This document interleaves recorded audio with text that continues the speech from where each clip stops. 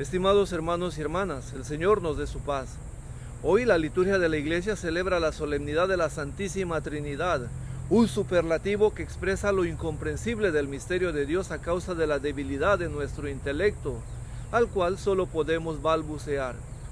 En la Trinidad, las tres personas no se presentan a sí mismas, sino que cada una de ellas revelan a la otra. El Hijo revela al Padre, el Espíritu revela al Hijo. ¿Pero quién revela al Espíritu? El Espíritu viene anunciado, mandado, pero no viene revelado por alguien. Tampoco se revela a sí mismo. Mantiene su propio dinamismo en el acto de cualificar y de animar a las personas para que actúen movidos por la gracia de sus dones. Mucho se ha escrito sobre la función y la identidad del Espíritu, y no se ha logrado decir mucho. En el primer concilio de Constantinopla, en el año 389, se dijo que habló por medio de los profetas y que es Señor y dador de vida que procede del Padre. La persona del Espíritu se esconde en los dones y mantiene su misterio dejando actuar a los otros. La primera lectura, que está tomada del libro del Deuteronomio capítulo 4, versículos interrumpidos del 32 al 40, nos presenta una breve meditación sobre la historia para contemplar las acciones de Dios en favor de su pueblo desde el momento de la creación hasta nuestro tiempo presente. Las acciones de Dios no son hechos aislados, son acciones sutiles y permanecen en nosotros. A ellos solo podemos llegar con los ojos de la fe. Solo con los ojos de la fe podemos contemplar. ¿Hubo acaso un Dios que ha creado, que ha hablado, que ha actuado entre las personas y en la presencia de su pueblo, y ese pueblo aún esté vivo? Pues nosotros somos testigos de eso y mucho más, que Dios sigue actuando y operando por medio de nuestro bautismo. Son varias acciones de Dios y del pueblo que nos describe el texto como en una doble vía. Por una parte tenemos a Dios que ha hablado, ha venido, y por otra parte al pueblo que ha visto y ha oído las maravillas que hizo Dios y aún siga viviendo.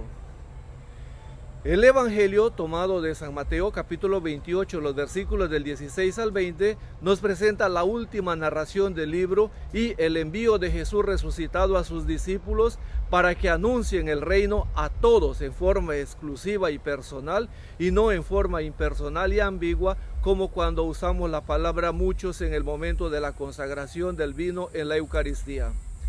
Los versículos 16 y el 17 presentan las acciones de los 11 que se encuentran en Galilea y se dirigen al monte que Jesús les había indicado.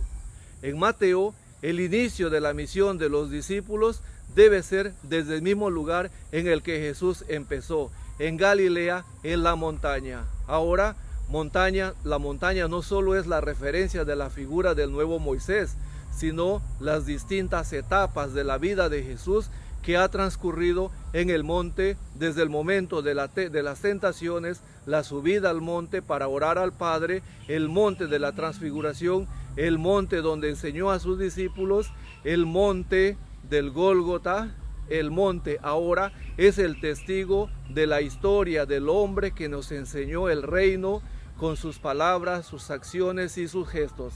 Pues el monte que vemos detrás es el inicio del monte de las bienaventuranzas en la parte de las orillas del mar de Galilea, en la zona de Tabga. Los versículos 18 al 20 presentan las palabras y las acciones de Jesús. En el 16, 5, 6, Jesús manda a sus discípulos a las ovejas perdidas de la casa de Israel, evitando la tierra de los samaritanos. Una vez resucitado, manda a sus discípulos a todos los lugares para que anuncien la buena noticia. Es oportuno hablar de la dimensión de Jesús resucitado que envía a anunciar a todos y no a muchos.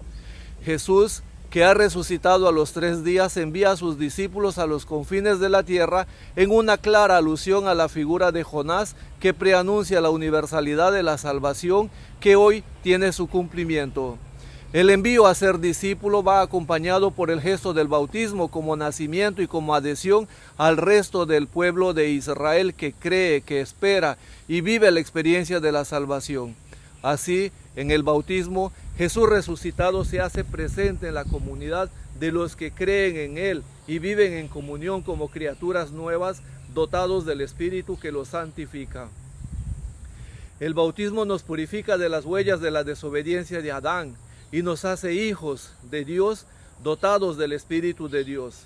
Orígenes de Alejandría, un escritor de mediados del tercer siglo, interpretando el libro del Génesis sobre el encuentro de Raquel con Jacob en el pozo, nos dice que el pozo es la Escritura y el agua es el Espíritu de Dios que recibimos en el bautismo. Que nuestro bautismo nos lleve a esa unión en el Espíritu de Dios.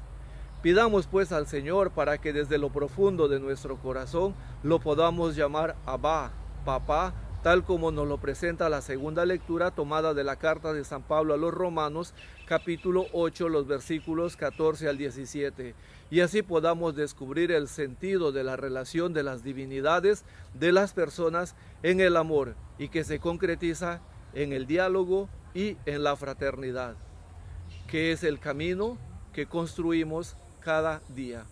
La gracia del Señor nos acompañe. Buen domingo, paz y bien.